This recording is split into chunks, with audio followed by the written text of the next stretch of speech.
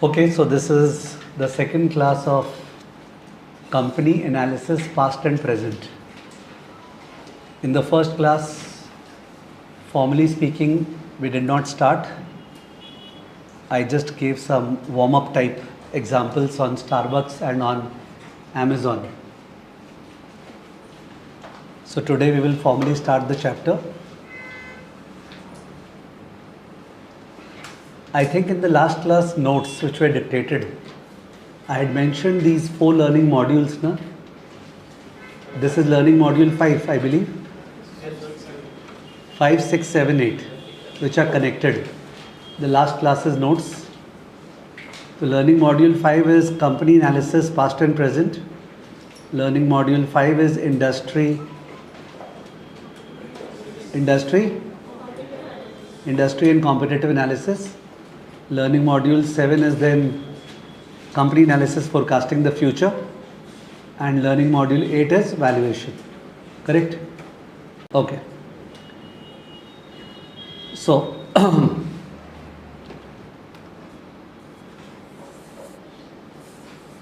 there is a particular challenge that the CFA Institute conducts every year, and there is no match to it by any other institute, any other entity which organizes. CFA Institute Championship. It occurs every year, in which universities across the globe participate.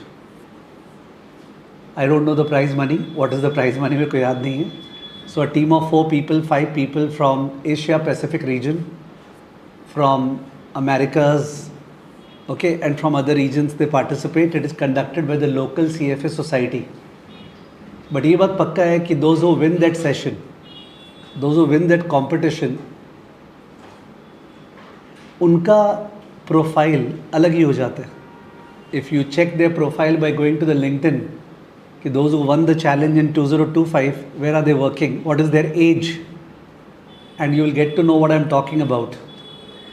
So I would like to start with that because this is connected to this chapter. Just one second.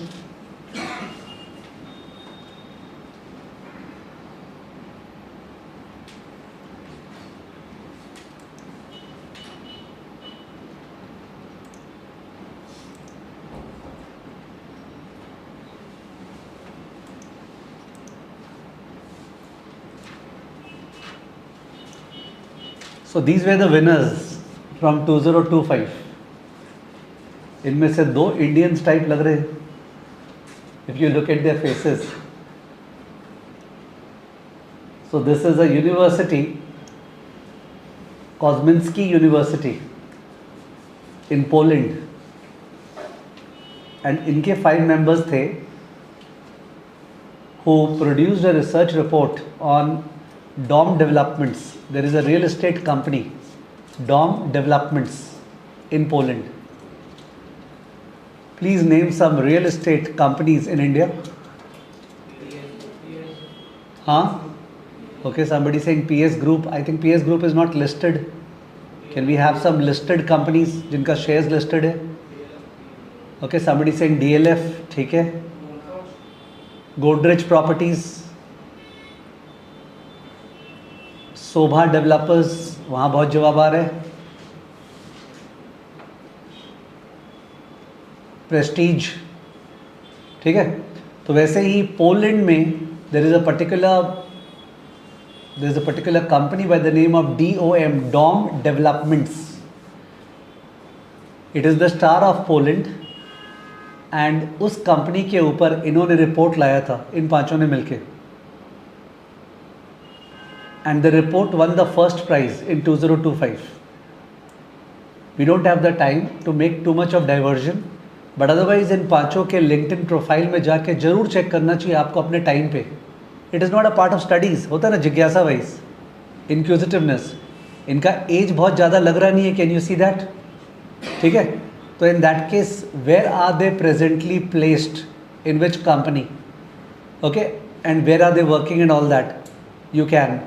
ये 2025. वैसे ही 2024 में, let me just click this link.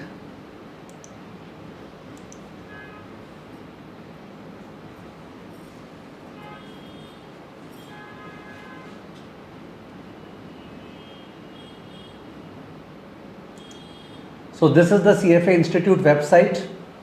The particular page is on past championship, जो challenge हुए, past research challenge champions, और इसमें you will find 2025. इसमें Kosminski University was the winner, represented by the CFA Society Poland, जैसे CFA Society India है. और इन्होंने जो रिपोर्ट लिखा वो रिपोर्ट लेफ्ट साइड में, read the team's written report, देखा आपको जो क्लिकेबल लिंक है, और राइट साइड में view the team's presentation PDF. तो एक है रिपोर्ट और एक है प्रेजेंटेशन. रिपोर्ट करीब 20-22 पेज का होगा एंड प्रेजेंटेशन में तो PPT स्लाइड्स है ना, तो करीब 100 पेजेस का होगा. तो they've checked on the quality of the report, कितना इन डेप्थ एनालिसिस किया है कंपनी का. They've checked on the input assumptions and on the presentation skills. जैसे छोटे छोटे कॉम्पिटिशन्स कॉलेजेस में होते रहते हैं ना, इंटर कॉलेज या व्हाटएवर, इंडिया में भी, तो ये हो गया उसका zenith peak level. Now I am saying so not to market about the global championship of the CFA Institute, but because this is connected. जिस तरह का रिपोर्ट यहाँ पे है, the report which is there over here, this report,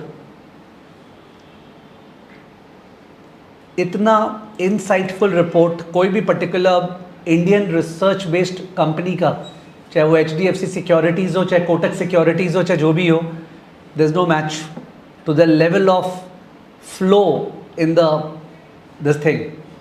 ठीक है.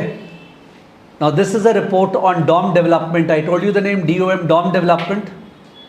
बता रहा है it is traded on the Warsaw Stock Exchange. If you remember some history lessons, Poland, Hitler, Warsaw, all that part goes on ना. Poland वहीं पे strategically located है. Warsaw Stock Exchange. Industry real estate. 31 Jan 2025 का report है, अभी इस साल का. The current price of the stock is 213 Polish currency and the target price according to the team is 259. 213 पे स्टॉक है और 260 का टारगेट है. They calculated the percentage 22% upside है. Recommendation is to buy, recommendation is to bye.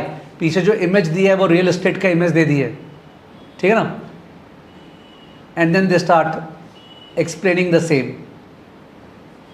तो ये जो पूरा का पूरा एक्सप्लेन किया है, how many pages is it, 21 pages. ये जो पूरा का पूरा एक्सप्लेन किया है, रिसर्च रिपोर्ट बनाया है, this is what you should be capable of if you want to make it into the equity research industry. This is what you should be capable of, कि मैं भी किसी कंपनी को पकड़ के उसके ऊपर रिपोर्ट बना पाऊंगा, ठीक है, which is not plagiarised, which is not cut copy paste from daya baya, which is using AI tools, no doubt about it, because somebody doesn't use AI tools, that is stupidity and nothing else. But AI is just augmenting your natural intelligence, it is not going to replace the same. तो AI को use करके ये report बनाना आना चाहिए together with valuation, and this is chapter number 5, 6, 7 and 8. ठीक है. तो क्या होता है, टारगेट पता चल जाता है ना कि sir why are we studying, what is the target for it, this is the target. We should be able to prepare a research report from your career perspective, from your exam perspective. These are chapters at the end of the day जिसका multiple choice questions आएगा. We should be able to crack them, and that's a very very easy stuff. तो cracking the chapter, scoring full marks is very easy. Making a beautiful report is a challenging task. I will not enforce what upon people, which means that अपने class में तो focus will be primarily on academics, but obviously बीच बीच में मैं hints जरूर दूंगा, और जो drive पे शेयर किया जाएगा वो बीच बीच में एक्स्ट्रा स्टफ शेयर किया जाएगा जो ऑप्शनल होगा. यू विल अंडरस्टैंड, ओके, ये सब प्रैक्टिकल पॉइंट ऑफ व्यू से शेयर किए हैं, ठीक है. तो आपको नहीं करना है, आप मत करो. You study only for the exam, there is no issue, because that depends upon your conditions and circumstances, ठीक है ना. But otherwise if you wanted to know how to make it big, this is the opportunity, ठीक है. Therefore I started with this. मेरे ख्याल से individually university के बिना इस प्रोग्राम में पार्टिसिपेट करना, और प्रोग्राम में पार्टिसिपेट करना का ऑब्जेक्टिव नहीं है, तो objective is to prepare the report. Understood. तो कॉलेज में when you enter the second year, या जो लोग सेकेंड ईयर थर्ड ईयर में हैं, you complete these chapters, you should definitely participate in the competition in the college way your thing starts कि हाँ चलो we are preparing a report, ठीक है, which is not of this match, but कहीं ना कहीं से थिंग्स आर स्टार्टिंग. ओके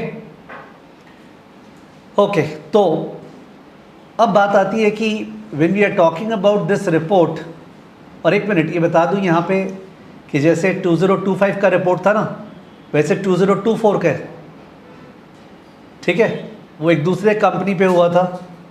2023 का मेरे को बहुत अच्छा लगा था। This was on some airline company, Qantas Airways, उसके ऊपर था ये रिपोर्ट। तो this is great stuff anyways coming out of it. Screen हटाना। सर आप बोल रहे हैं कि रिपोर्ट बनाना है, तो देखा जाए तो if somebody is writing a chapter and the target is to make a research report, the first LOS should be, so what is the format of the report?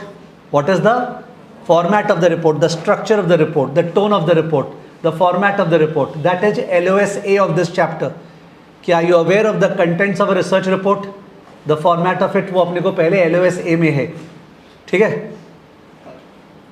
उसके बाद अब उसके अंदर जाना पड़ेगा ना, तो for that you pick up a company, maybe a pharmaceutical company, maybe IT company, maybe a cement company, maybe a real estate company, maybe a company which is in artificial intelligence, NVIDIA, okay, and that company का you will study the business model of the company, कि वो company का धंधा क्या है, क्या करता है, क्या नहीं करता है, how does it earn or how does it propose to earn if it's loss making company, वो सब स्टडी करोगे, and so on and so forth. तो क्या क्या रहेगा वो डिस्कशन है। तो in that case let me just take you to the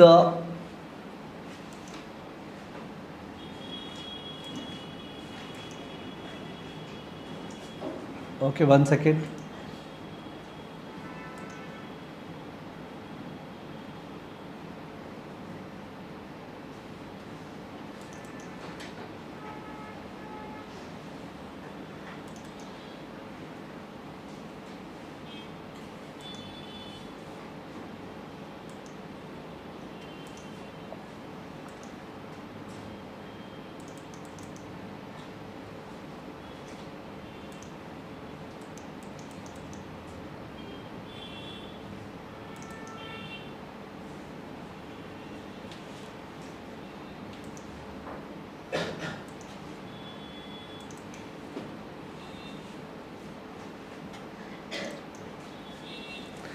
तो this is the core reading of the CFA institute, और इस कोर रीडिंग में इक्विटी का कोर रीडिंग है। I am going to learning module 5। This is the chapter company analysis past and present.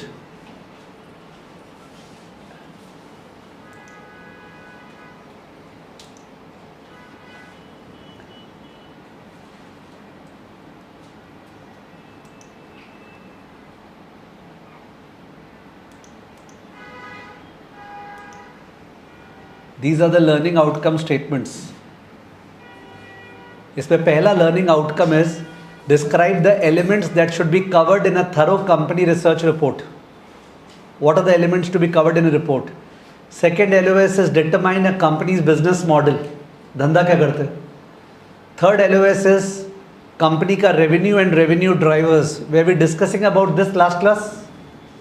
Company का revenue and revenue drivers, क्या आपने इसका बात कर रहे थे लास्ट क्लास? स्टारबक्स पे जो बात हो रहा था वो LOSC का ही तो बात हो रहा था।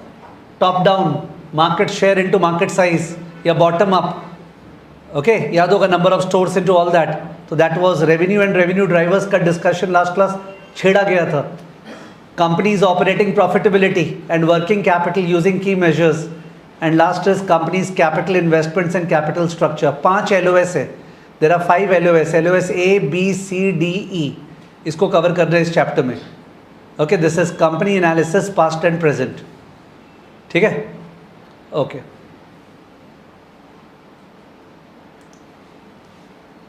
स्टार्ट करते हैं।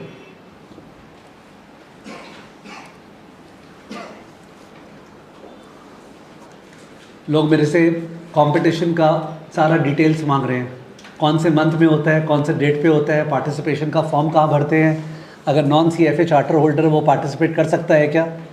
द पॉइंट इज़ दैट अभी अपने चैम्पियनशिप का डिटेल थोड़ी डिस्कस करेंगे, जिसको भी इंटरेस्ट है वो पोस्ट द क्लास अपने आप ही जाके सारा रूल्स रेगुलेशन पढ़ सकता है.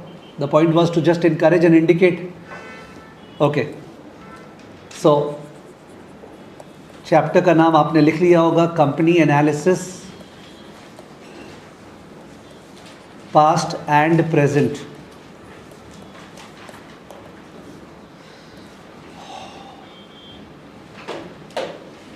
लास्ट क्लास मैंने बोला था this is sort of a time series analysis, because किसी का अगर तुम हिस्ट्री एनालिसिस कर रहे हैं ना पास्ट, तो that is like a time series analysis.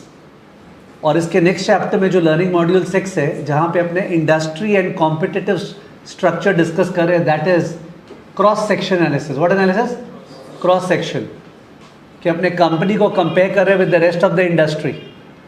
और ये है टाइम सीरीज, कंपनी को कंपेयर करें पास्ट में ये क्या कर रहा था, 5-7 साल से क्या हो रहा है.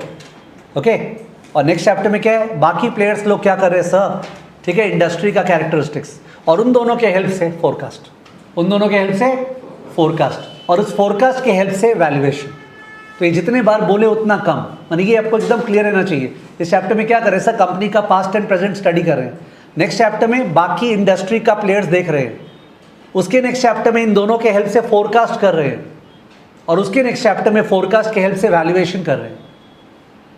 वैल्यूएशन जो आया that's called intrinsic value, IV0. Intrinsic value should be price of the share.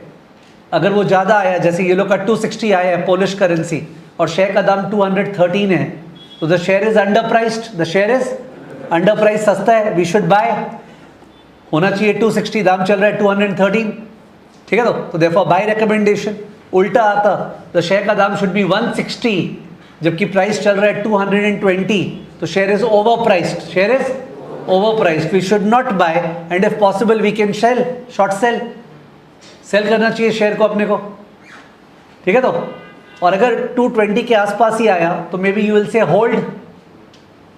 तो बाय रिकमेंडेशन और सेल रिकमेंडेशन और hold recommendation, that is the purpose of this analysis, कि what recommendation are we going to give, ठीक है ना. Company analysis past and present. तो इसमें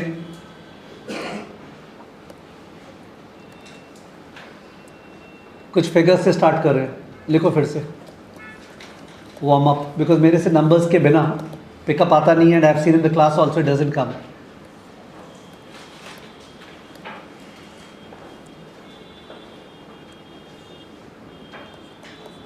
for the next year bracket year 1, तो usually ये हैबिट होता है कि जो साल अभी बीता है ना, उसको अपने ज़ीरो से रिप्रेजेंट करते हैं. किससे? ज़ीरो. और जो साल आने वाला उसको बोलते हैं ईयर 1. क्या बोलते हैं? ईयर 1. इट्स लाइक जहाँ आपने खड़े रहते हैं वहीं से लाइन स्टार्ट होती है, अमिताभ बच्चन वैसा. तो जो बीता है वो ज़ीरो है, और जो आने वाला है वो ईयर 1. तो ईयर 1 का सपोज ये फोरकास्ट है, have a look. Revenue is going to be 40,000 rupees crore. Copy करना है आपको. COGS, you know the full form, I think, cost of goods sold. COGS would be suppose 18,000. So gross profit is 22,000 less SGA. Anybody guessing the full form? COGS was cost of goods sold, raw material cost, labor cost. Okay, goods को बनाने में जो direct cost लगता है. SGA, can you guess it? Selling. A for administration, G for general. Selling, general and administrative expenses. Selling, general, administrative expenses, जो rent लगता है वगैरह, ठीक है. तो selling, general, administrative expenses, that is suppose 10,000 crore. ये फोरकास्ट है, सारा फिगर्स मन से लिख रहा हूँ just for the pickup of it. We reach EBIT, operating profit, earning before interest and tax. Earning before interest and tax, operating profit कितना आया? 12,000. सर आपने डेप्रिसिएशन दिखाया नहीं. मैं एज्यूम कर रहा हूँ डेप्रिसिएशन COGS और SGA में मिला हुआ है. जो फैक्ट्री में जो प्लांट वगैरह उसका डेप्रिसिएशन COGS में मिला हुआ है, जो अपने ऑफिस में इक्विपमेंट वगैरह है उसका डेप्रिसिएशन SGA में मिला हुआ है, ठीक है ना, जहाँ का डेप्रिसिएशन था वहाँ पे मिला हुआ है, ठीक है। तो इसलिए मेरा EBIT आ गया। अगर COGS और SGA में डेप्रिसिएशन नहीं मिला हुआ है तो ये जो आया है this is called EBITDA, EBITDA। क्या बोला मैंने? EBITDA। फुल फॉर्म क्या होगा? Earning before interest tax depreciation and amortization। EBITDA।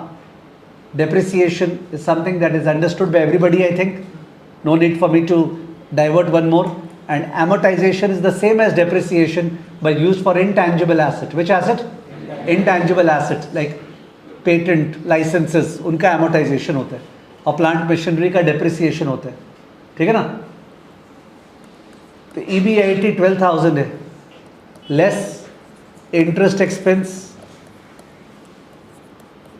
से 2000। आई होप ये डाउट नहीं आया कि सर ये नंबर्स कहाँ से आया, मन से आ रहा है। तो आ गया pre tax profit PBT 10,000 less tax से एट द रेट ऑफ 25% 2,500।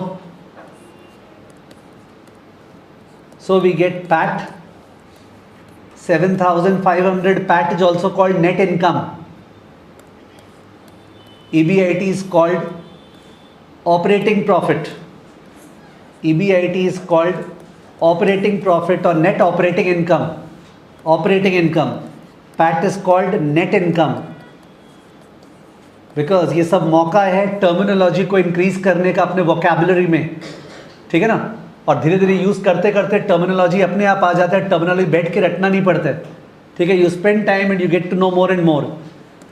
तो PAT 7,500।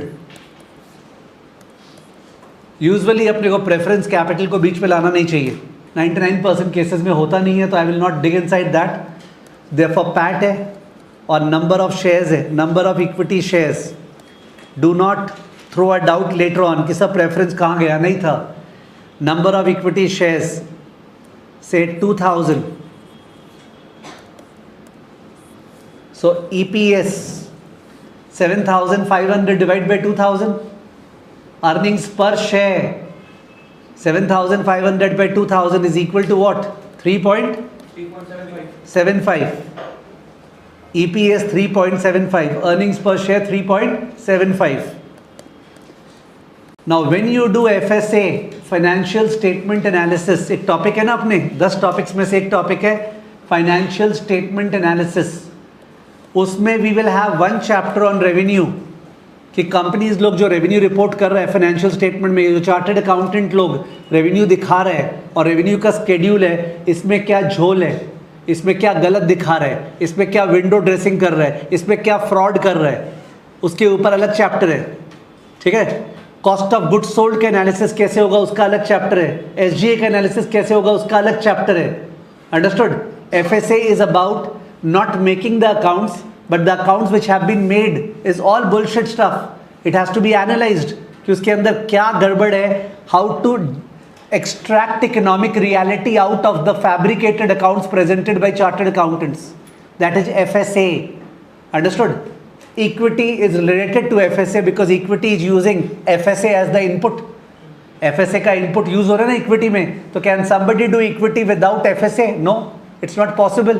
So I'm just trying to say the interlinkage कि equity का तो कुछ कर ही नहीं जा सकता है without the balance sheet, without the PL account, without all that. ठीक है ना? तो ये सपोज नेक्स्ट ईयर का फोरकास्ट हुआ, बट सर ये सारा का सारा फोरकास्ट जो है ना कि रेवेन्यू नेक्स्ट ईयर 40,000 करोड़ होगा, ये तो अपने को करना पड़ेगा रियल लाइफ में। जो भी कंपनी तुम पकड़ोगे उसका लास्ट ईयर का रेवेन्यू पता है, नेक्स्ट ईयर का तुमको निकालना पड़ेगा। कैसे निकालोगे? एक बार चेक करोगे ना उसका पास्ट का रेवेन्यू का ग्रोथ क्या था, उसका ड्राइवर्स क्या है, उसका मार्केट शेयर क्या है, उसका नंबर ऑफ स्टोर्स क्या है, उसका फुटफॉल क्या है, वो प्राइस क्या चार्ज करता है, क्वांटिटी कितना बेचता है, दैट इज रेवेन्यू का ड्राइवर्स का एनालिसिस। वैसे ही कॉस्ट ऑफ गुड्स सोल्ड में रॉ मटेरियल कहाँ से लेता है, बाहर से इंपोर्ट करता है, अंदर से होता है कहाँ पे, लेबर कॉस्ट, ये सब क्या है। वैसे ही रेंट, इलेक्ट्रिसिटी, ये सब क्या है, SGA and so on and so forth. Understood? इन सब का एनालिसिस करना पड़ेगा। Therefore the chapter revenue company analysis past and present, किसका एक बार इनका पास्ट एनालिसिस दिखाइए, ठीक है। तो पास्ट में there is a very often used and abused word called CAGR. CAGR is called compounded average growth rate. What? Compounded average growth rate. Do not copy. Do not copy. कुछ लिख रहा हूँ board पे, copy मत करना। Company का revenue बता रहा हूँ क्या था, 27,000 करोड़, 29,200 करोड़, 33,000 करोड़, 37,000 करोड़। ये लास्ट 4 ईयर्स का रेवेन्यू था।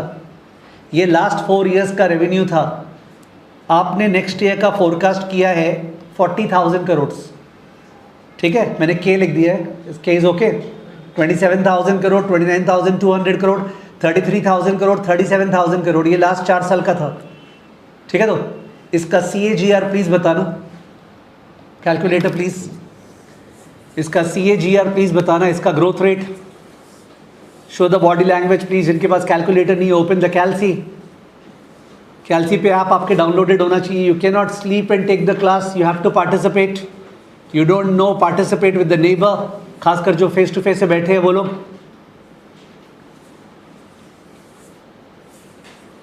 Yes please.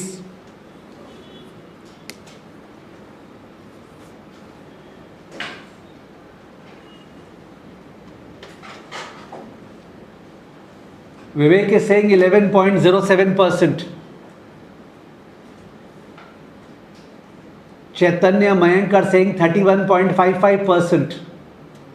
क्या अलग अलग आंसर आ रहे हैं? 11% है, 11.07% आ रहा है CAGR। बाकी लोग ट्राई करो,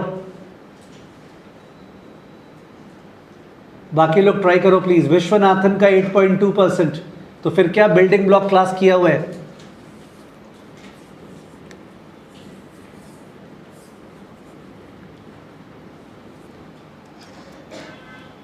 CAGR निकालने में you have to put this one last वाला as FV, you have to put this as PV negative में, ओके। एंड कितने बार चेंज हुआ है? 1, 2 और 3। You have to put 3N and CPT I/Y। Please calculate now.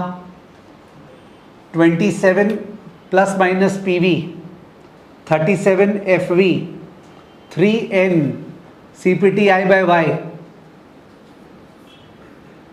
3N होगा, 4N नहीं। 3 बार change हुआ है। ग्रोथ होने का मौका कितने बार मिला है यहाँ पे बोर्ड पे? 3 बार। 4 बार ग्रो नहीं हुआ है, 3 बार ग्रो हुआ है। 3N CPT I/Y। अब सबका 11.07% आ रहा है स्क्रीन पे, तो सबका आ रहा है क्लास में। इनकेस कुछ कंफ्यूजन हो रहा है सेकंड क्लियर TVM या कुछ, तो अपने नेबर से कंसल्ट करो। जिसका नहीं आ रहा है, take the benefit of the face to face classes. What is the issue? हो सकता है किसी का फर्स्ट क्लास है, participate with the neighbour, discuss.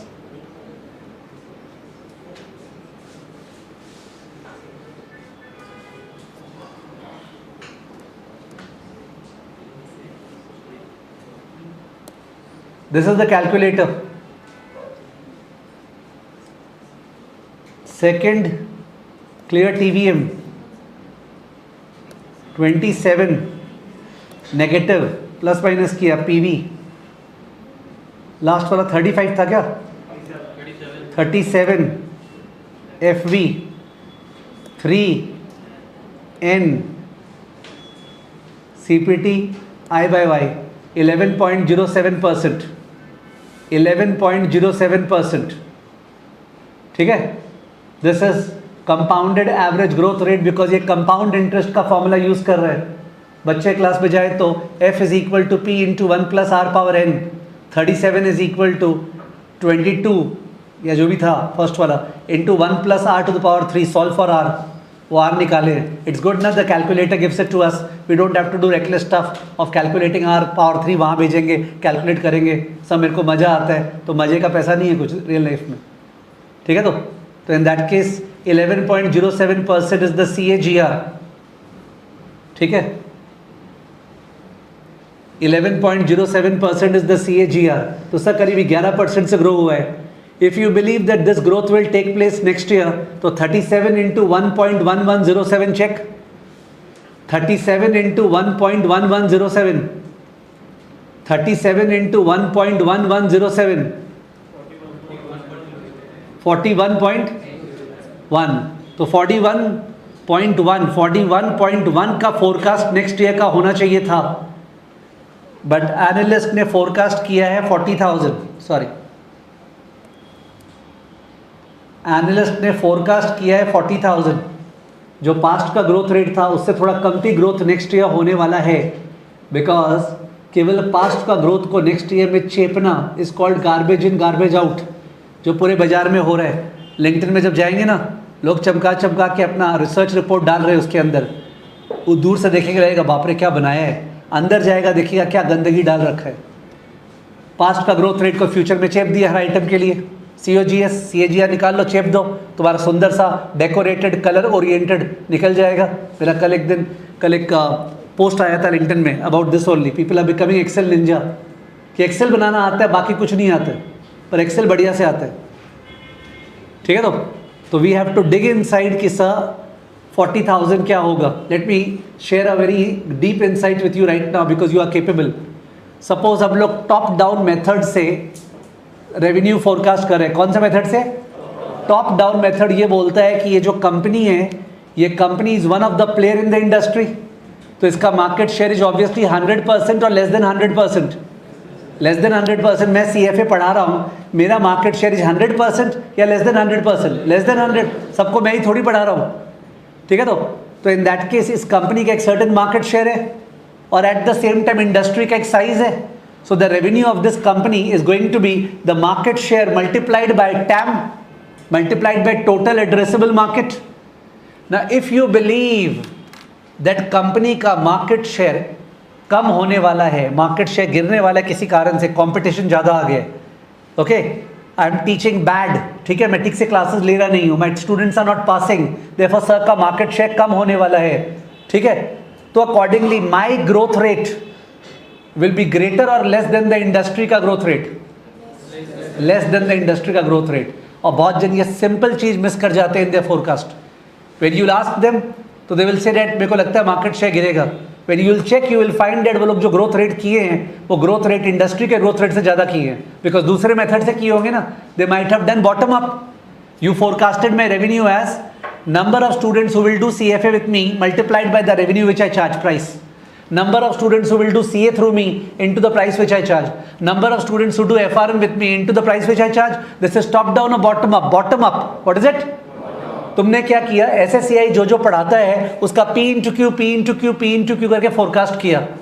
However, तुमको टॉप डाउन भी चेक करना चाहिए था कि क्या वो कंसिस्टेंट है क्या, and you find it is not consistent because तुम्हारे अनुसार SSCI का मार्केट शेयर कम होने वाला है। तो आपने कैसे फिर इंडस्ट्री के ग्रोथ रेट से ज़्यादा ग्रोथ रेट अपने कंपनी का ला दिया? Are you understanding? This is internal consistency, and when that question is asked then in that case there is no presentation, you are gone because the entire report falls apart, ठीक है। तो English logic, English मैंने English language नहीं बोलना चाह रहा हूँ, मैं बोलना चाह रहा हूँ not the math, the theory will help, the understanding will help, okay. तो खैर I was telling you that अपने जो LOS है, लर्निंग आउटकम स्टेटमेंट 5 है, वो 5 में से LOS नंबर C इसके ऊपर है, please mark LOS C, LOS number C। LOS is learning outcome statement. कि सिलेबस में क्या है वो तो पता होना चाहिए ना।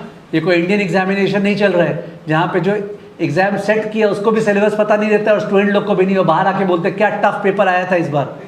क्यों? बिकॉज आउट ऑफ सिलेबस आ गया था, पहली बार मोदी सरकार आई थी। CFA में ये सब नहीं होता है। Therefore learning outcome statements are defined, everything will come as per the syllabus, ठीक है। उसके बाद ये COGS और SGA, ये है LOSD। LOSD is operating profitability. Operating profitability, मैंने कौन सा प्रॉफिटेबिलिटी लिखा?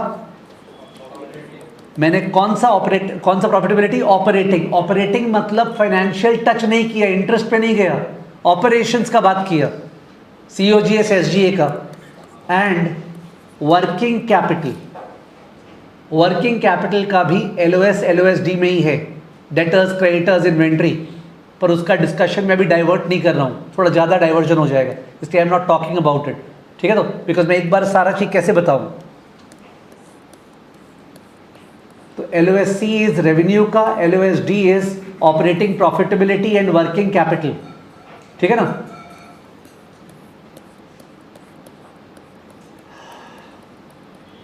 एक प्लेटफॉर्म कंपनी है, सपोज, फुल स्क्रीन प्लीज, एक प्लेटफॉर्म कंपनी है। When I say platform businesses, please name some platform businesses, please name some platform businesses. जो भी है सब तो प्लेटफॉर्म बिजनेस ही है। नेटफ्लिक्स प्लेटफॉर्म बिजनेस है, स्पॉटिफाई प्लेटफॉर्म बिजनेस है, समझ गए। प्लेटफॉर्म बिजनेसेस का बात करें, स्विगी प्लेटफॉर्म बिजनेस है, जोमैटो प्लेटफॉर्म बिजनेसेस है। ये जो प्लेटफॉर्म बिजनेसेस वाली कंपनीज है ना, इनमें से अगर एक कंपनी का business model is subscription based model, which model, subscription based model, जैसे हम लोग का SSCI का सब्सक्रिप्शन बेस्ड मॉडल नहीं है। आप लोगों ने CFA लेवल 1 पे रजिस्टर किया and you have paid me से 35 38 व्हाटएवर, ठीक है। तो but suppose I change my business model and I से अब से 2026 से 1 जनवरी से SSCI का business model monthly subscription model होगा, where people will pay say 5,000 or 7,000 per month and they can enjoy all the products which are there on the platter, चाहे CA हो, CFA हो, FRM हो, स्टॉक मार्केट हो, सब कुछ। Are you understanding? Subscription model. और एक model हो गया नहीं सब्सक्रिप्शन नहीं, डिस्क्रीट मॉडल, जो कि प्रोडक्ट वाइज बाई करे तो पैसा दे रहे हैं, मेरे को ये चाहिए ये बाई कर रहे हैं। Are you understanding? तो इन दैट केस ये जो नेटफ्लिक्स है, नेटफ्लिक्स का कौन सा मॉडल है, सब्सक्रिप्शन मॉडल है। जनरली सब्सक्रिप्शन मॉडल में there is a greater retention of the customer. Unsubscribe ना नॉर्मली करता नहीं है, ओके या तो याद नहीं आता बिकॉज इतना सारा सब्सक्राइब कर लिया ना। मैं मुफ्त का सब्सक्राइब नहीं बोल रहा हूँ, यूट्यूब को सब्सक्राइब कर लिए, मैं पेड सब्सक्राइब वाला बात कर रहा हूँ। तो इतना चीज को सपोज मैं कैन सब्सक्राइब कर लिया था उस दिन, ठीक है, बिजनेस स्टैंडर्ड सब्सक्राइब्ड है मेरा, 80 सब्सक्राइब्ड है, तो किसको तो याद रहे क्या जा रहा है। इट ऑल्सो डिपेंड्स अपॉन मतलब what is that price of the subscription compare to the income of the person. तो जिन लोग का इकोनॉमिक्स का बैकग्राउंड है 11 12 में पढ़े होंगे कि when your expenditure share of a product is very low as compare to your total, तो in that case you hardly care about price elasticity, मतलब even the price goes up you hardly care, it doesn't effect. तो subscription model में retention level ज़्यादा होते हैं, जबकि fresh purchases में there is always a danger. क्या पता जो लेवल 1 लिया था लेवल 2 ले आ गया, क्या पता वो अपने फ्रेंड्स को बोले क्या L1 लेने के लिए। Are you understanding? तो जब फोरकास्ट करते हैं रेवेन्यू तो वो सब काम आता है द मॉडल। ये जो मॉडल बोल रहा था, this is business model. What is this? Business model. Sir क्या चीज़ का धंधा है, इस धंधे में आप क्या सेल करते हैं, सर कौन आपका टारगेट कस्टमर्स है।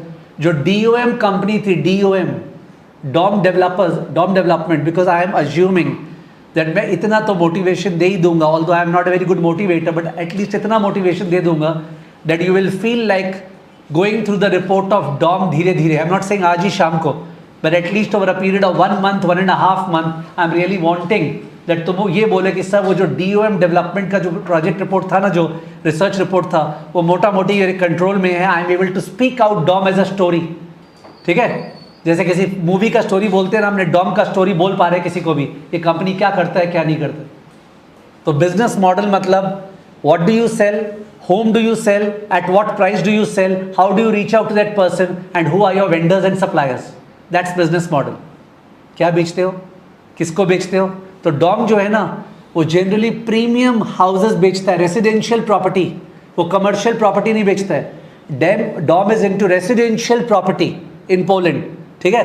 एंड रेसिडेंशियल प्रॉपर्टी में मास हाउसिंग नहीं, premium segment. Which segment? Premium segment. Generally who are more price conscious, the premium segment or the mass segment? Mass segment. When I say price conscious, you did not understand the deeper meaning. I meant to say that suppose cement का दाम बढ़ गया, suppose labour का दाम बढ़ गया, suppose regulatory pressure बहुत ज़्यादा आ गया। जैसे इंडिया में रेरा रियल एस्टेट का एक एक्ट आया था, रेरा 2016-17 में, और वो एकदम रियल एस्टेट कंपनीज पे कंप्लायंस का बर्डन को बढ़ा दिया था। ये सब कॉस्ट बढ़ गया, तो अब क्या होगा, कॉस्ट बढ़ गया तो किसी का भी मन क्या करेगा, अगर कॉस्ट बढ़ गया तो कास्ट कस्टमर से प्राइस ज़्यादा चार्ज करे। तुम सोचो प्लीज़, तुम एक बिजनेस में है, तो कुछ बना के बेचता है, तो तुम्हारा cost of raw material, cost of labour सब बढ़ गया है, तो अगर तुमने प्राइस को नहीं इंक्रीज किया तब तो तुम्हारा मार्जिन स्क्वीज हो जाएगा, margin is okay, profit margin कम हो जाएगा। तो तुम्हारा मन क्या करेगा, मन करेगा कि काश मैं जितना मेरा कॉस्ट बढ़ा है उतना से ही प्राइस को बढ़ा दूं, करेक्ट है। But then you are afraid, why you are afraid, because क्या गिर जाएगा, डिमांड। एयरलाइन कंपनीज लोग, अभी का बात अलग है, बट एयरलाइन कंपनीज लोग काफी बार इतने स्टिफ कंपटीशन में होते थे, they were not able to raise the prices of air tickets, even the oil price was going from $70 to $90 to $110, $130, but air ticket का prices could not be raised. And if that is the case, उस industry में देखा जाए तो inflation is going to hurt that industry, क्योंकि inflation होने से margin will get what, squeezed. But कोई भी इंडस्ट्री जिसमें प्लेयर्स लोग का इतना दम है कि वो लोग दाम को बढ़ा सके, अगर कॉस्ट बढ़ गया तो, और इसका मतलब क्या होता है, डबल बदमाशी होता है इसमें, कॉस्ट बढ़ गया तो दाम बढ़ा देते हैं and we are able to justify, और फिर कॉस्ट गिर गया तो दाम कम नहीं करते। यू कैन अंडरस्टैंड, कॉस्ट बढ़ने के बहाने से दाम को बढ़ा देते हैं, पर कॉस्ट गिर गया तो दाम कम नहीं करते हैं। Now when you listen to this, develop your, please evolve now. अभी तक you used to listen to this as a consumer and as a society, कितना खराब कंपनी है यार, देख कितना बदमाशी करता है। Now you listen to it as a prospective investor, इतना बढ़िया कंपनी, इसी का तो शेयर बाई करेंगे। Are you understanding? When your perspective got to change, the way, the lens with which you look at companies, rather than fair principles and all that. What is fair? Nothing is fair. You instead think about कि मैं जो पैसा लगाऊंगा वो किन companies में पैसा लगाना चाहूंगा, those are able to increase their prices, ठीक है तो, and then retain that prices.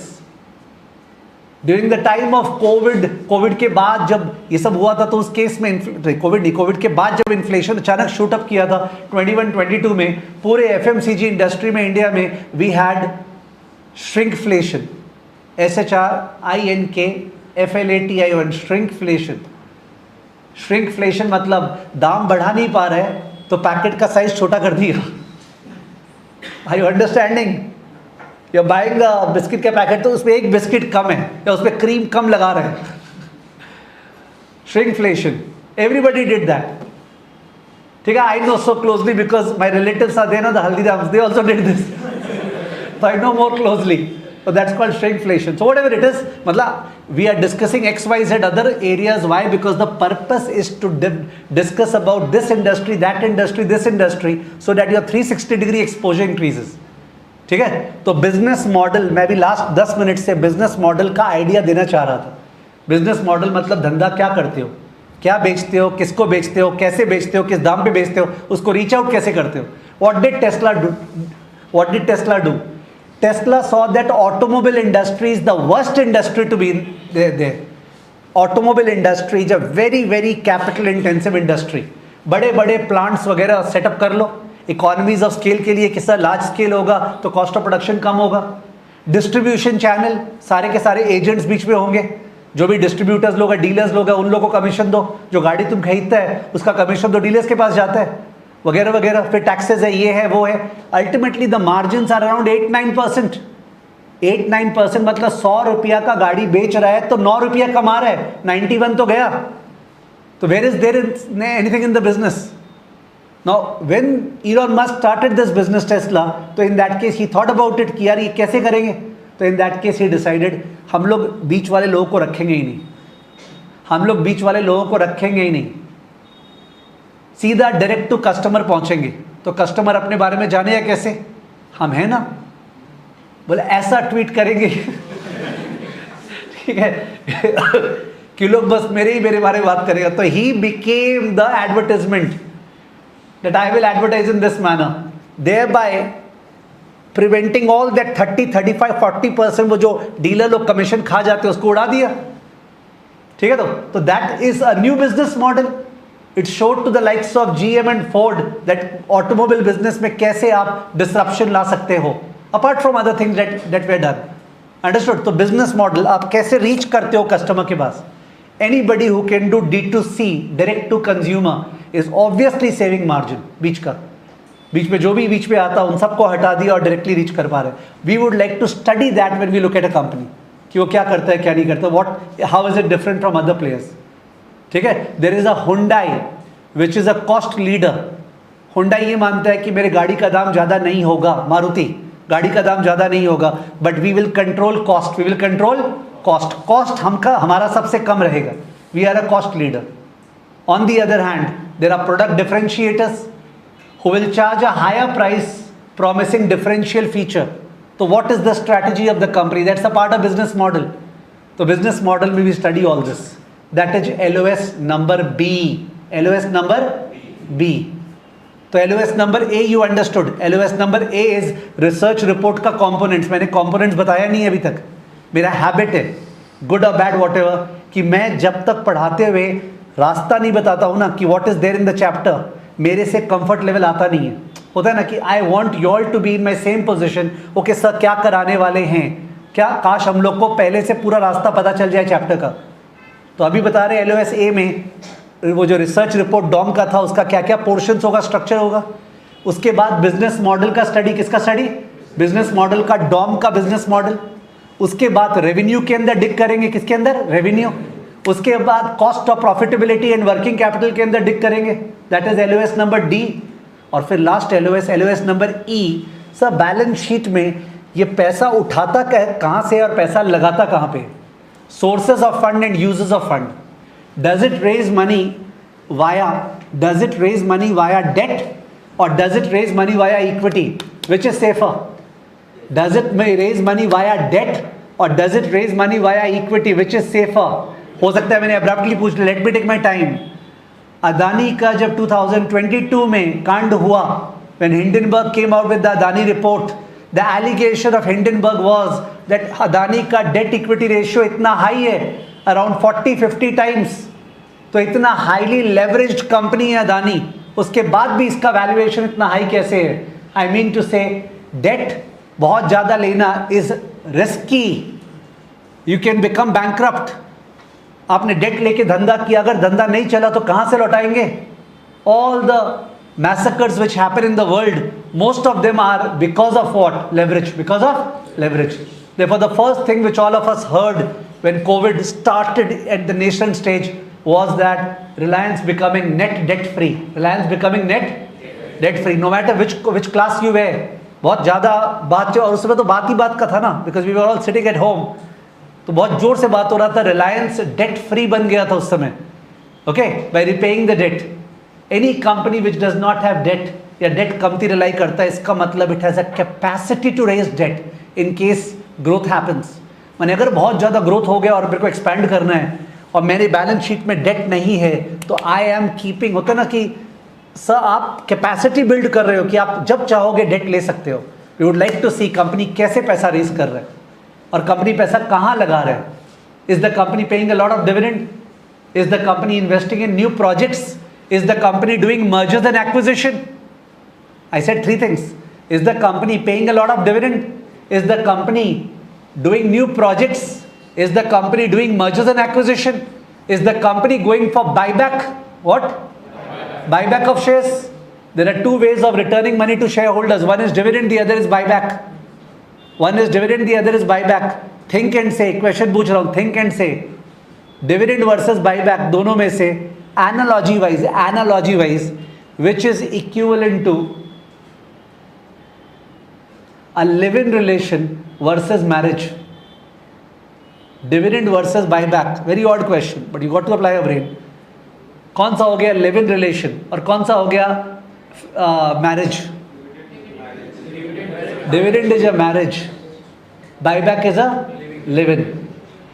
मन हुआ तो बायबैक करेंगे, मन हुआ तो बायबैक नहीं करेंगे. पर अगर डिविडेंड तुमने दे दिया ना, तो अब तेरा मन का बात नहीं है, बिकॉज अगर तुमने अब डिविडेंड नहीं दिया तो तुम्हारा तन उतार देगा ये लोग.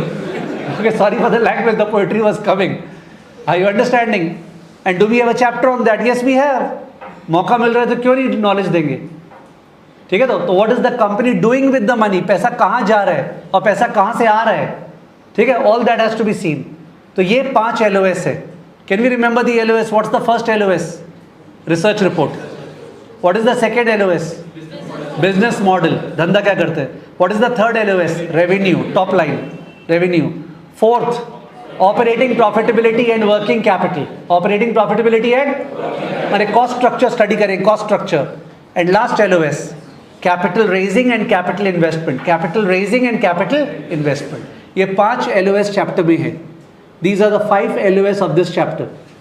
ठीक है, तो जिससे कि यू ऑल ऑल्सो नो, जैसे अपने जब those who are doing ethics also Monday Wednesday Friday, you all knew before and okay 7 standard से कवर करना है, तो एटलीस्ट आपको ही पता चले गाड़ी कहाँ पहुंची है, कब नेक्स्ट स्टेशन आने वाला है। ठीक है, तो in that case this is the layout of this chapter. And you know the best part,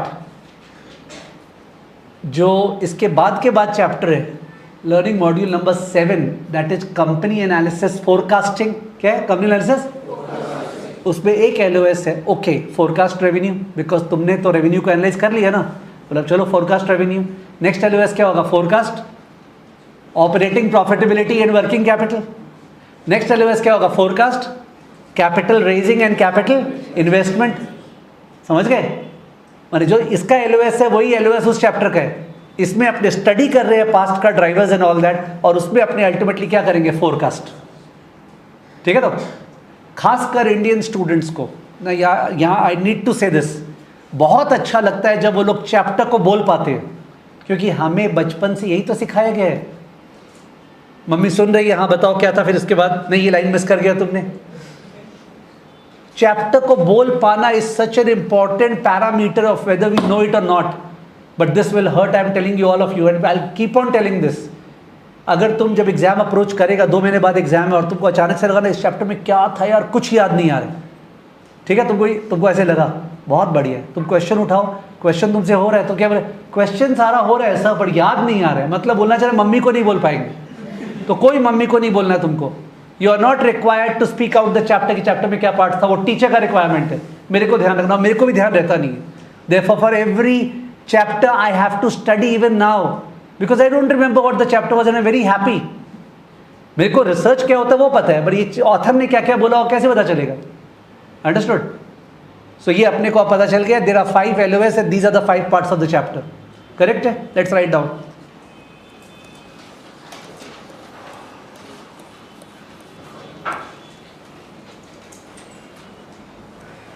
chapter layout.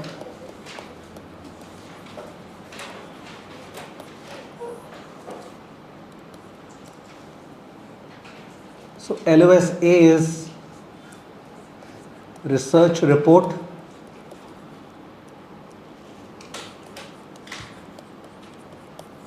LOS B is business model,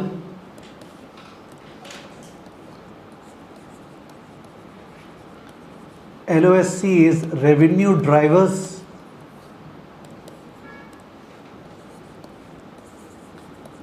LOS D is operating profitability,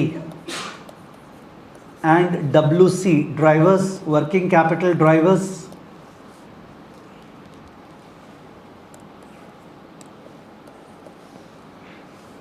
LOS E is capital sources and uses, capital sources and uses,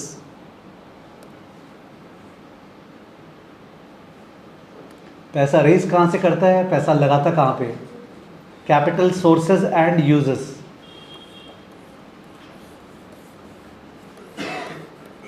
ठीक है,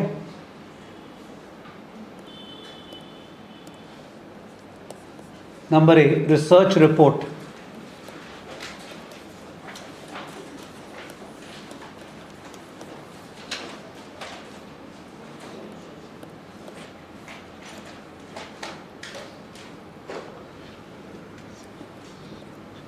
research report, तो research report में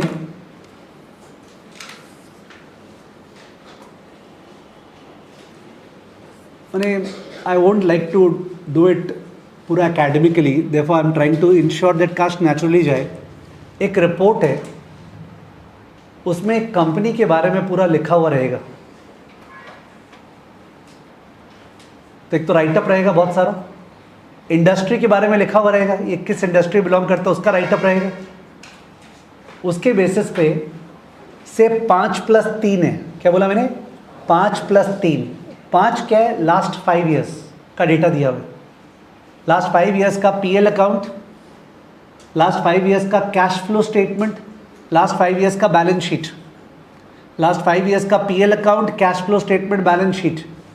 PL account का feeling आ रहा है revenue minus cost equal to profit, revenue minus cost equal to profit. Cash flow का feeling आ रहा है सीएफओ, सीएफआई, सीएफएफ। क्या बोला? CFO, CFI, CFF. ऑपरेशन से क्या पैसा जनरेट हुआ? एक्चुअली जब भी सीएफओ सोचो, it is same as PL, केवल it is like cash revenue minus cash expense, ऐसा सोच लो एक बार। Same as PL but not on accrual basis but on cash basis. CFO. CFI investment में कितना पैसा गया, प्लांट मशीनरी ये सब में, और सीएफएफ डेट से इक्विटी से कितना पैसा उठाए। CFO, CFI, CFF, a person who doesn't have a background of एक second, 1 second. So there are a few students in the live batch जिनका बीच बीच में ऑडियो या वीडियो इश्यू होता रहता है, दे राइट इट, बट जब तक मैं नहीं पाता हूँ कि सबका हो रहा है, I do not stop, because वो हो गई। इफ देर आर सपोज अभी 1230 students doing the class right now, वो 1230 स्टूडेंट्स में किसी के ना किसी का लोकल इशू की वजह से ऑडियो और वीडियो प्रॉब्लम होगा ही बीच में, for which we can not stop और वी कैन नॉट एड्रेस। ठीक है, तो इसके लिए when I am just saying this because you should be understandable and matured that yes sir this is the way in which class got to be taken. Yes, so cash flow statement और उसके अलावा balance sheet, उसके अलावा balance sheet. मैंने बोला 5 + 3 यानी 5 actual और 3 estimated, forecast. 3 क्या हो गया? फोरकास्ट। तो एक्चुअल इस चैप्टर में एनालाइज हुआ, past and present, company analysis past and present. उसके बाद नेक्स्ट चैप्टर में आपने इंडस्ट्री का समझा, इंडस्ट्री का। लेट मी आस्क यू, क्या तुम्हारा फ्यूचर तुम क्या अर्न करेगा फ्यूचर में, क्या मैं तुम्हारा फ्यूचर को फोरकास्ट करने के लिए मेरे को क्या तुम्हारा पास्ट स्टडी करना चाहिए? डेफिनेटली देखना चाहिए, तुम्हारा पास्ट स्टडी करना चाहिए मेरे को, इन ऑर्डर टू जज तुम क्या करने वाले फ्यूचर में। पर गिवन दैट तुम सीएफए और फाइनेंस कर रहे हैं, तो क्या मेरे को तुम्हारा फ्यूचर फोरकास्ट करते समय ये देखना चाहिए कि सर सीएफए का फ्यूचर कैसा है और फाइनेंस का फ्यूचर कैसा है? डेफिनेटली। और एक बार मैंने तुमको स्टडी कर लिया और सीएफए का फ्यूचर स्टडी कर लिया, ये भी देख लिया तुम क्या स्ट्रैटेजी अपनाता है, और वो स्ट्रैटेजी जो तुम अपनाता है, सपोज एक स्टूडेंट है वो जोर का रटता है, चैंपियन है रटने में, he is a champion of mugging up, ठीक है, तो और वो सीएफए प्रोग्राम में है, तो इन दैट केस तो ये फिट नहीं कर रहा है ना उससे, बिकॉज वो रटने वाला चीज़ तो फाइनेंस इंडस्ट्री में कोई काम का नहीं है, खासकर अभी तो एआई में, तो इन दैट केस वो स्ट्रैटेजी विल नॉट वर्क। कोई स्टूडेंट है, पता चला ओके सर ये स्टूडेंट को हमेशा ही नेचुरली इंटरेस्टेड रहता है इकोनॉमी का, प्रैक्टिकल लाइफ का, ठीक है, रिसर्च करता रहता है, ऑफकोर्स डेडिकेटेड, डिसिप्लिन तो हो ही, तो what are the characteristics which actually work in the industry, इसके हेल्प से I will forecast, I will what forecast, ठीक है ना। तो as a part of research report जो सबसे पहला पार्ट आता है वो आता है फ्रंट मैटर। क्या आता है? Front matter. फ्रंट मैटर मतलब जैसे ही अपने रिसर्च रिपोर्ट खोलेंगे ना, वैसे ही आपको दिखना चाहिए किस कंपनी के ऊपर है, कंपनी का नाम क्या है, कंपनी का एक्सचेंज कौन सा है जिसपे वो कोटेड है, बीएससी में कोटेड है कि एनएससी में कोटेड है या एनवाईएससी में कोटेड है। एनवाईएससी का full form New York stock exchange, ठीक है। ये जो कंपनी था Dom development, in case you remember, ये कौन से स्टॉक एक्सचेंज में कोटेड था? वॉर्सो स्टॉक एक्सचेंज, WSE, ठीक है। तो अपना सीएफए का examinations are not at all general knowledge exam, they can never ask you anything which is general knowledge, कि बता यूएस का स्टॉक एक्सचेंज का नाम क्या है, कभी भी जिंदगी में दुनिया हिल जाएगा, ठीक है, अगर ऐसा हो गया तो कभी जनरल नॉलेज पेपर एकदम ही नहीं है। एनीवेज, तो कंपनी कौन सा है, कंपनी का एक्सचेंज कौन सा है, कंपनी का टिकर सिंबल क्या है, कंपनी का टिकर सिंबल क्या है, तो हर कंपनी का एक टिकर सिंबल होता है, वो सिंबल ये लोग देगा, ठीक है। तो टिकर सिंबल रिलायंस इंडस्ट्री का में भी RIL, SBI का में भी SBIN, ठीक है, दैट वे। PNB का, पंजाब नेशनल बैंक का PNB, that way. What is the ticker symbol?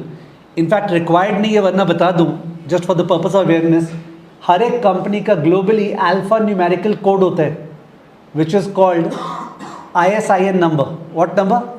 ISIN, international per standard identification number, मेरे को फुल फॉर्म याद नहीं है, ISIN, हर कंपनी का होता है, 9 डिजिट नंबर या 12 डिजिट नंबर होता है, आई फॉरगेट, ठीक है, बट अदरवाइज तो कंपनी का टिकर सिंबल एक्सचेंज वगैरह डेफिनेटली रहेगा फ्रंट में। जैसे तुम रिपोर्ट खोलेगा तो रहना चाहिए ना सामने किसके बारे में ये रिपोर्ट। उसके अलावा रहेगा रिकमेंडेशन, क्या रहेगा, रिकमेंडेशन कि सर अल्टीमेटली बाई बोल रहा है कि सेल या होल्ड, एनालिस्ट बोल रहा क्या है, ये तुम जानना चाहेगा पहले इस कंपनी के बारे में।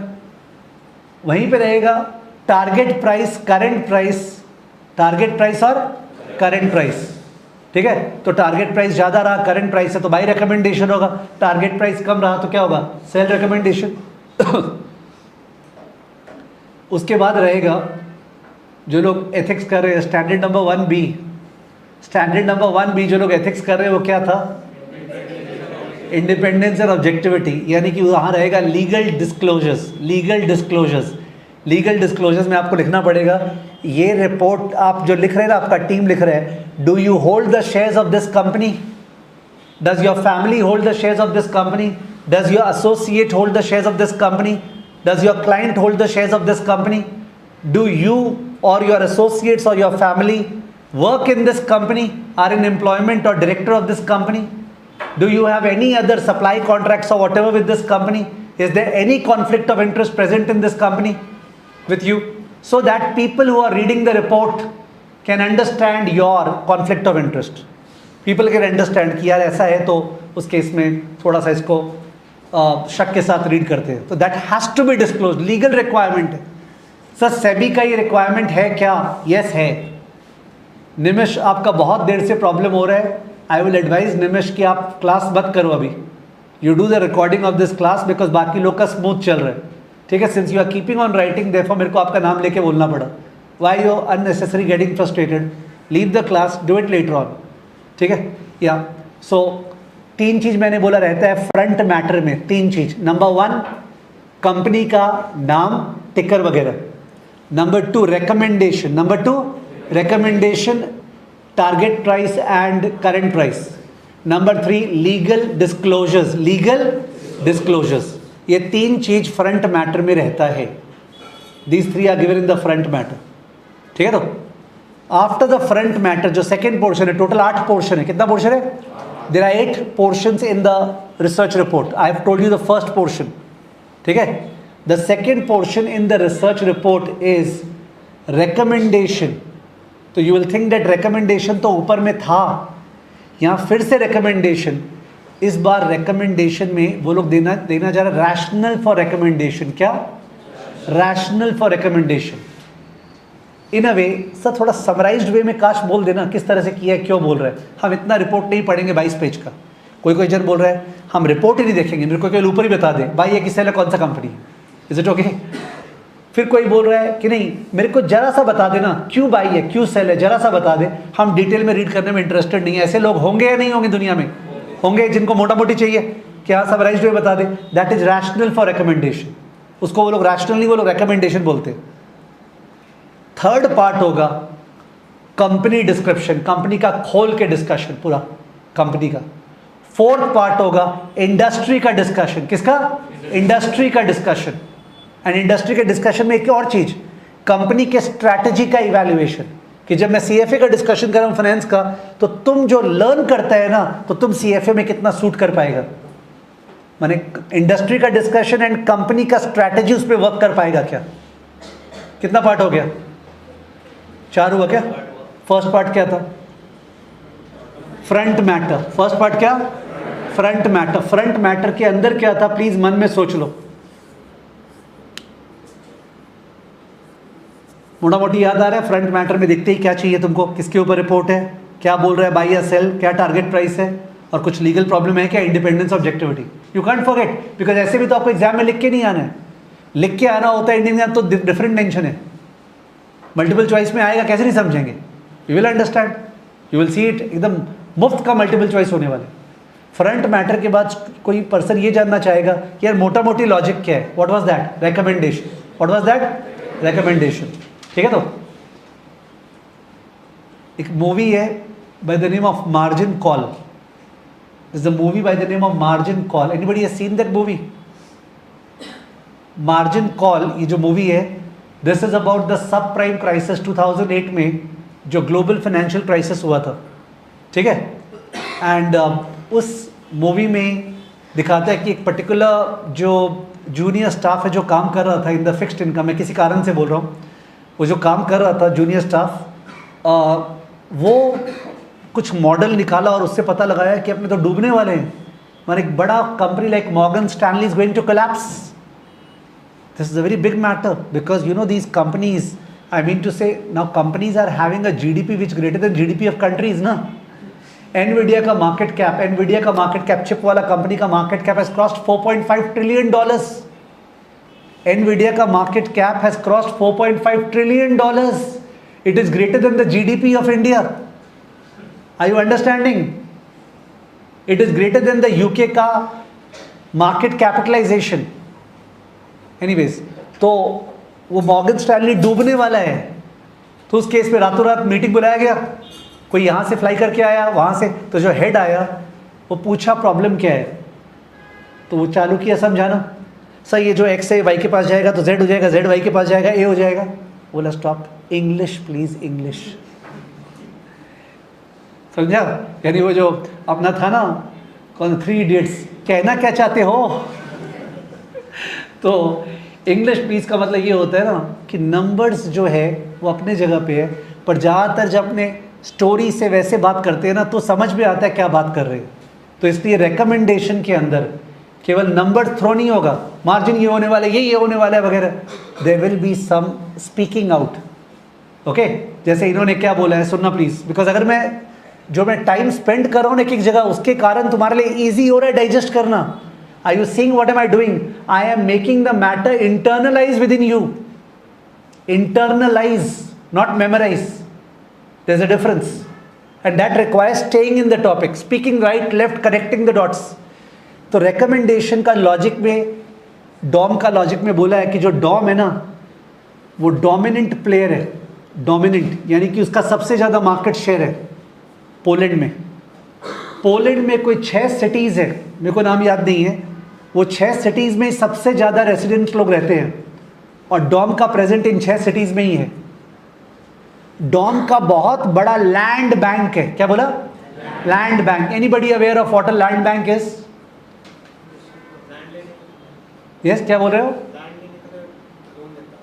नहीं, हाँ क्या, कौन सा लैंड? बहुत सारा लैंड खरीद के रखा हुआ उसके पास, बिकॉज डेवलपमेंट कंपनी को तो लैंड चाहिएगा ना रेजिडेंशियल बिल्डिंग फ्लैट बनाने के लिए, और लैंड ऐसे मिलता नहीं है। समझे क्या? देखा था सिंदूर में क्या हुआ था, ठीक है। तो लैंड का झमेला होता है, बहुत प्रॉब्लम होता है, कहाँ से एग्रीकल्चरल लैंड ये वो कहाँ से आएगा। तो अगर लैंड आपके पास है, इसका मतलब कैपेसिटी इज देयर। अगर डिमांड हुआ तो आप बिल्ड कर दोगे, there is no problem at all. Land acquire करेंगे, ये करेंगे, वो करेंगे, लैंड बैंक भरा हुआ है। 20,000 यूनिट्स का लैंड बैंक है उसके पास। इसका हाई प्रीमियम सेगमेंट को अपील करता है, बिकॉज ऑफ विच प्राइस पास कर पाते हैं कस्टमर को, प्राइस पास कर पाते हैं, प्राइस राइस पास कर पाते हैं कस्टमर को। अगर कॉस्ट बढ़ गया तो प्राइस को बढ़ा पाते हैं, ठीक है। डेट वर्चुअली नेग्लिजिबल है बैलेंस शीट में, debt is not there in the balance sheet at all, so it can leverage. Liquidity position बहुत साउंड है, ठीक है, वगैरह वगैरह। तो वो समराइज्ड वे में वो लॉजिक दिया होगा। कौन से सेक्शन में? रिकमेंडेशन। कौन सा सेक्शन? मेरे ख्याल से रिकमेंडेशन में 3 पार्ट आता है, सुन लेना। क्या? Business logic, financial logic, valuation logic. क्या बोला?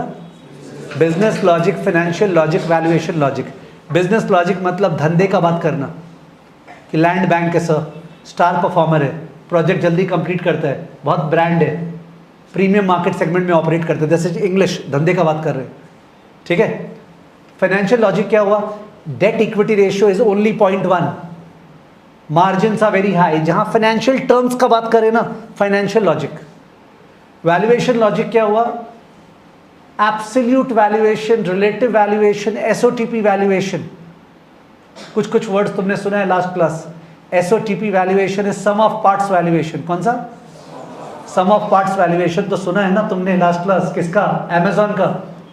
जैसे अपनी आईटीसी का, आईटीसी में सिगरेट है, आईटीसी में होटल है, आईटीसी में एफएमसीजी है, आईटीसी में पेपर है, If you add all of them, all the businesses, you get a valuation of ITC which is called sum of parts. पता नहीं ये T क्यों लगा दिए, ये लोग बोलते हैं sum of the parts. I don't feel like saying that, तो मैं sum of parts ही बोलता हूँ. It's called SOTP valuation. यानी कि valuation एक मेथड से करना चाहिए कि दो तीन मेथड से. कारण valuation is a throwing the darts exercise. You are actually projecting the future. Are you God? No. So since you are projecting the future, you can be wrong. Why don't you double confirm from the other method and take a weighted average and then say? In fact, अभी के दिन में globally कोई भी valuation का certain number बोलता ही नहीं है. 280 स्टुपिडिटी है. 280 कोई बोलेगा तो everybody will speak about a bear case, bull case and most likely case. Bear case में वर्स्ट टू वर्स्ट कंपनी का valuation 230, best to best 430, moderate 310. लोग रेंज ऑफ वैल्यूएशन देते हैं. Why? Because we are forecasting the future. ठीक है, तो तीन चीज आएगा रिकमेंडेशन में: बिजनेस का logic, financial logic and what, valuation logic. First part का नाम क्या था? Front matter. सेकेंड पार्ट का नाम क्या था? रिकमेंडेशन. ठीक है. थर्ड पार्ट में कंपनी डिस्क्रिप्शन. क्या? Company description. कंपनी तुम्हारा एनालिसिस कर रहे हैं पास्ट का. Fourth part is industry overview and competitive positioning. क्या बोला? Industry overview and competitive positioning. Industry का स्टडी एंड तुम जो स्ट्रैटेजी लगाते हो ना, वो कितना फिट हो पाएगा इस इंडस्ट्री में. कॉम्पिटिटिव पोजिशनिंग, तुम्हारा औकात क्या है इस इंडस्ट्री में. Industry overview and competitive positioning. 4 parts हुआ. ये चारों पार्ट्स जनरली इंग्लिश है, ग्राफ्स है, पाई चार्ट है, बार चार्ट है, ओके, कलरफुल है, दैट वे है ये चारों पार्ट. पांचवा part is Excel. As in चालू हो जाएगा यहाँ पे financial analysis and model. Financial analysis and model. Okay, तो there will be a model. अपने पास है क्या एनेक्शर? बिकॉज एक शक्ल ये लोग नहीं देखेंगे तो they won't understand what is it all about.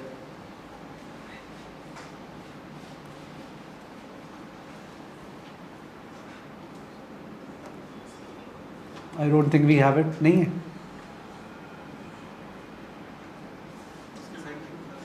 किसके?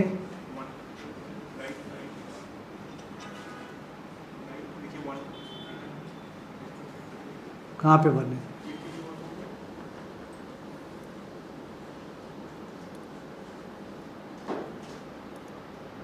या गुड.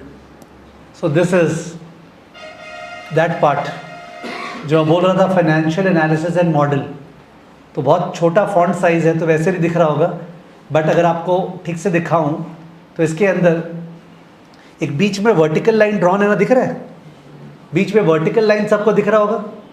वर्टिकल लाइन के लेफ्ट में 2019 ए माने एक्चुअल, 2020 ए, 2021 ए, 2022 ए, 2023 ए. तो 2019 से 23 का एक्चुअल फाइनेंशियल्स दिया हुआ, एक्चुअल. उसके बाद ये रिपोर्ट कब का था? किसी को डेट याद है क्या? बिकॉज आप लोग का याददाश्त बहुत स्ट्रांग है. रिपोर्ट का डेट याद है जब खोले थे? तो 31 जैन 25. 31 जैन 25 का था. 31 दिसंबर 24 कंप्लीट हो गए. पर क्या 31 दिसंबर 24 का एनुअल रिपोर्ट वगैरह एक महीने में जनरली अवेलेबल हो जाता होगा या नहीं होता होगा? नहीं होता है. Normally it takes 2 or 3 months post that to complete the report. तो 31 जैन को नहीं हुआ होगा, तो इन्होंने ये लिखा है 2024 ई इज व्हाट? एस्टिमेट. उसके बाद 2025, 2026, 2027, 2028, 2029, 2030 उनके बगल में लिखा है एफ फॉर व्हाट? फोरकास्ट.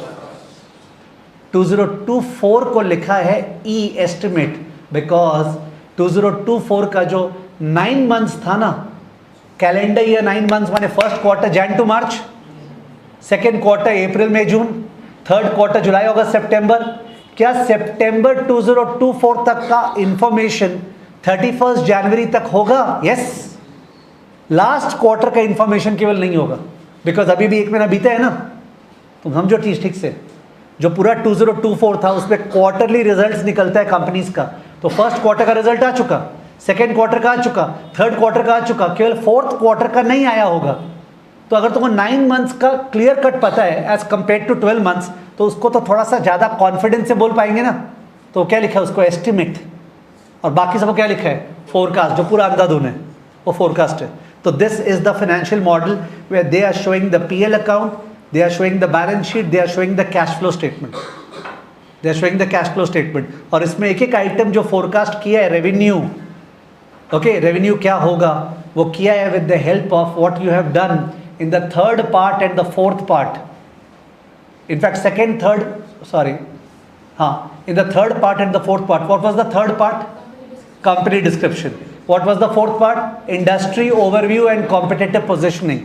उसके हेल्प से आप कर पाए हो, ठीक है। तो this is financial analysis and model, financial analysis and model. When you listen to something called financial modelling, financial, it is creating this model, it is about creating this model. And you know what is happening on the street? Many people can create this model, but this is comprised of garbage in, garbage out. मतलब figures का कोई sense ही नहीं है, सजा दिया है, decorate कर दिया, वाओ, दूर से देख के, अंदर कुछ नहीं है, यानी एनालिसिस कुछ नहीं किया जो चाहिए, और केवल मॉडल बनाना आ गया, ठीक है। तो financial analysis and model. Next part valuation, next part valuation, pull करके वैल्यू निकालेंगे शेयर का अलग अलग मेथड से। नेक्स्ट पार्ट ईएसजी, क्या बोला, ईएसजी का फुल फॉर्म,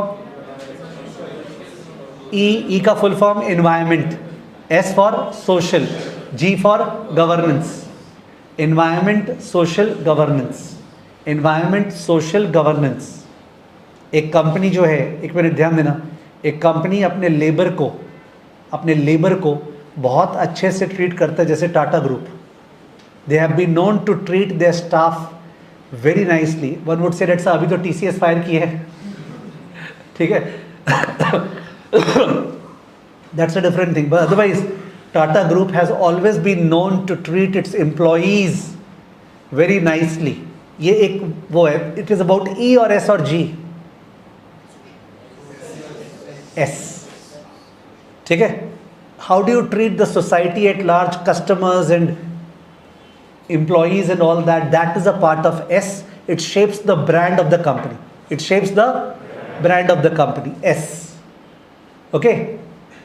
एक पर्टिकुलर कंपनी है जिसके बोर्ड ऑफ डायरेक्टर्स में, किसमें, बोर्ड ऑफ डायरेक्टर्स में ज़्यादातर लोग मैनेजमेंट वाले हैं। कौन से, मैनेजमेंट, जो लोग चला रहे हैं वही लोग ही बोर्ड ऑफ डायरेक्टर्स में हैं।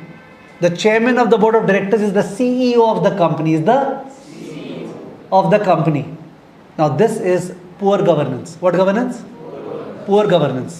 ये एक कंपनी है जिसमें एक पर्टिकुलर फैमिली या पर्सन ओन करता है 40-45% स्टेक, तो where does power lie in the company with that family?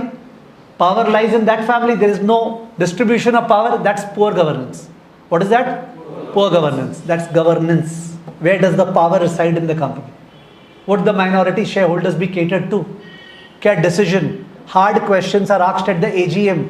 Annual general meeting में क्या टफ क्वेश्चंस पूछे जाते हैं, क्या पहुंच पाते हैं, ठीक है। जैसे होता है ना कि आज कोई डेमोक्रेसी है सपोज अपना, तो हमने क्या बोलते हैं, डेमोक्रेसी में everybody has a freedom of speech and we can ask whatever we want to ask and our representatives in the parliament are asking the government.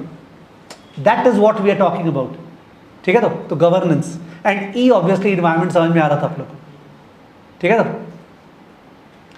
एक लार्जर चीज़ बता दूँ, जो लोग कंपनीज को रन करते हैं ना, जो लोग कंपनीज को रन करते हैं, इलॉन मस्क, उसका पैकेज पता है कितना है अभी टेस्ला में, $30 बिलियन। इलॉन मस्क का पैकेज है अभी टेस्ला में $30 बिलियन एनुअली। फिर से बोल दूं, $30 बिलियन।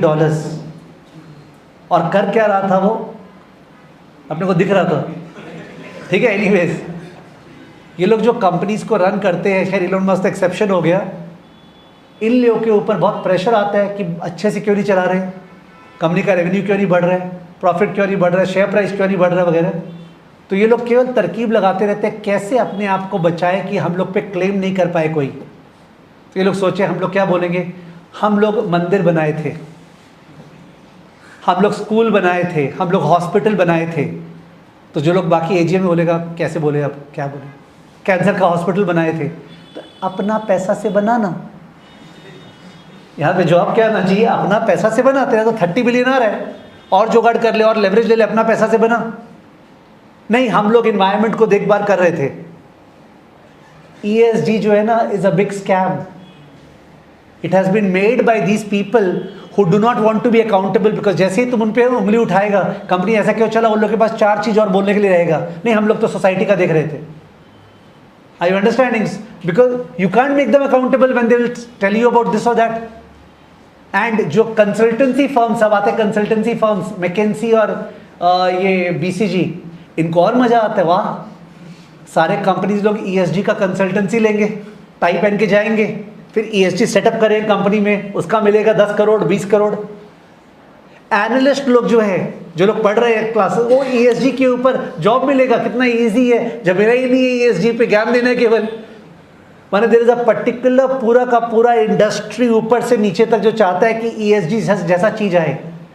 5 7 10 साल में ESG लुट जाएगा, फिर नया चीज आ जाएगा, आना भी चालू हो गया। सस्टेनेबल इन्वेस्टिंग, क्या सस्टेनेबल इन्वेस्टिंग, फिर आ जाएगा मॉरल साइंस, कुछ ना कुछ लाते रहेंगे करने के लिए धंधा, ठीक है। बट अपने को शुड बी के बजाय इसका बात करना चाहिए। ESG is important because it's actually working in the world right now, people are using it, तो we'll have to know about it. तो CFA इंस्टीट्यूट इंपॉर्टेंस देते हैं, तो ESG का ज्ञान रहता है। सेकेंड लास्ट ज्ञान, 7th लास्ट पार्ट है रिस्क एनालिसिस। क्या है? रिस्क एनालिसिस, ठीक है। लास्ट पार्ट क्या बोला? रिस्क। अभी लर्न करवा रहा हूँ।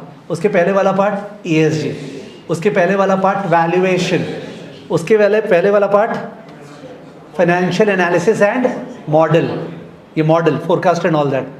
उसके पहले थियरी था सारा, front matter, recommendation, company description, industry overview and competitive positioning, ठीक है। तो ये मैं भी थोड़ा सा लास्ट की तरफ आप लोग को मेमोराइज कराने लग गया था, because I want that 8 parts to be known.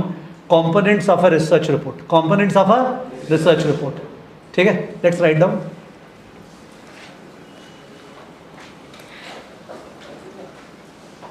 तो LOS है कंपोनेंट्स ऑफ रिसर्च रिपोर्ट, उसके अंदर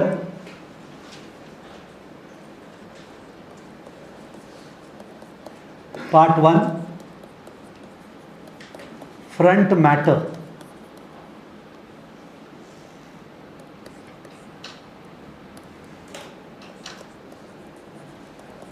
पार्ट 2 रिकमेंडेशन,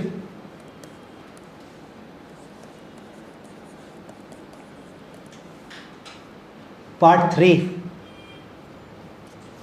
क्या था? Company description,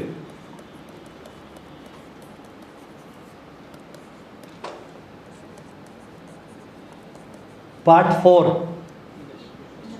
industry overview and competitive positioning. काश ये वाला पार्ट भी ध्यान रखो, कॉम्पिटिटिव पोजिशनिंग वर्ड भी है कि सर ये कंपनी का इस इंडस्ट्री में औकात क्या है, ये जो स्ट्रैटेजी लगाता है वो कितना सक्सेसफुल हो पाएगा।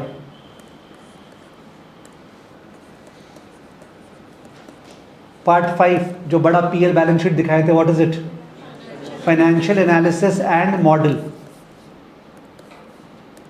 Financial analysis and model. Part 6 valuation, जो टारगेट प्राइस निकला था ना शुरू में, टारगेट प्राइस, वो कोई फॉर्मूला से आया होगा, valuation. Part 7 ESG considerations.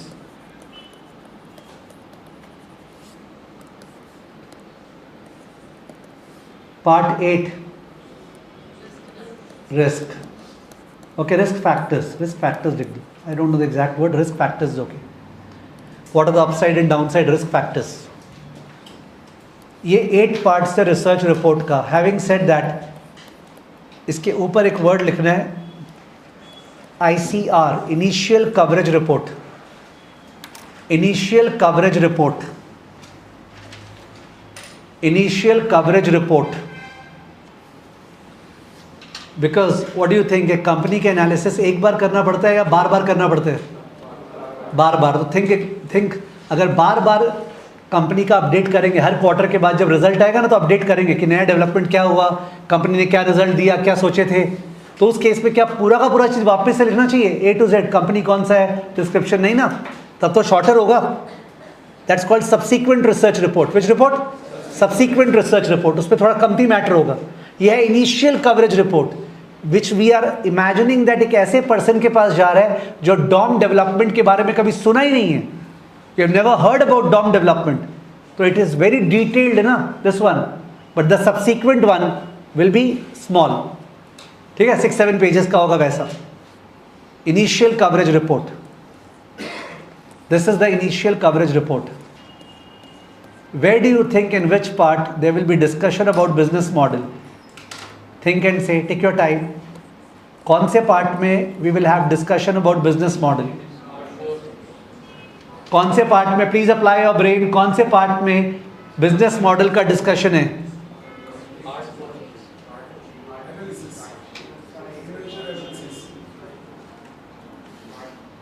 Part 3, company description. Company description में कंपनी का बिजनेस मॉडल का डिस्कशन है, कंपनी के बिजनेस मॉडल के बारे में। अभी लिखने का जरूरत नहीं है, take your time, let's understand this, which is याद रहे। कंपनी क्या करता है, क्या सेल करता है, कैसे सेल करता है? Tesla direct to consumer sell करता है या रिटेल चेन के थ्रू सेल करता है? हायर प्राइस पे सेल करता है कि लोअर प्राइस पे सेल करता है? प्रोडक्ट डिफरेंशिएशन है या कॉस्ट लीडरशिप है? अंडरस्टूड?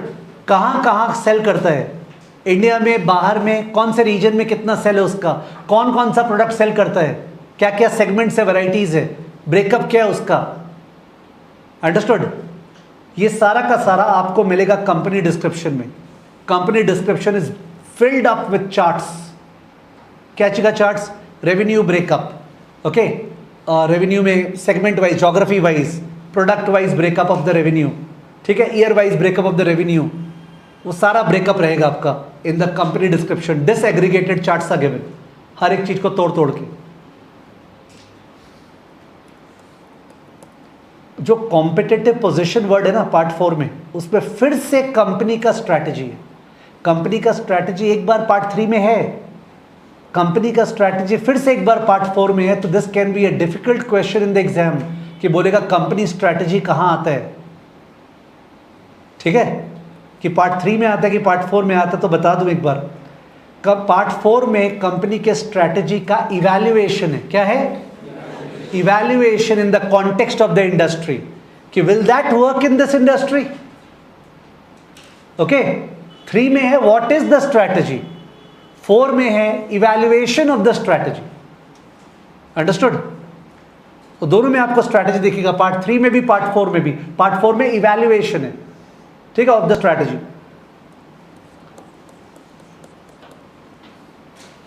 पार्ट 5 में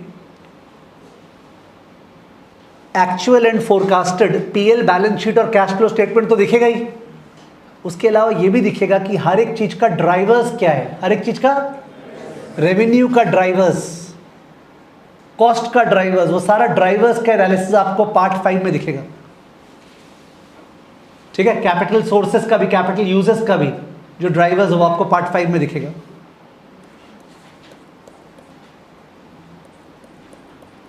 आई थिंक जितना फीलिंग आया है, लिखे नहीं इसके अंदर अपने, I know we have missed out because as a teacher एक चीज़ जरूर है कि मेरे को पढ़ाते समय लार्जर ऑडियंस वाइज ये जरूर पिकअप हो जाता है कि कब क्लास का एनर्जी लेवल लो हो रहा है, होता है ना, तो because of which I can't sustain that, because का मतलब मेरा भी लो हो रहा है, आई एम नॉट, तो it's better to call off the class then. कभी ऐसा हुआ तो 45 मिनट्स पर छोड़ेंगे, बट नहीं पढ़ना है तो क्यों पढ़ेंगे? तो because of which I try to see that कितना लिखाना है, कब लिखाना है, क्या नहीं लिखाना है। I think you are sufficiently prepared to attempt questions. Let's check our self कि जो क्वेश्चंस एग्जाम टाइप है क्या आपने से अभी हो पा रहा है क्या इस सेक्शन से। Let's see.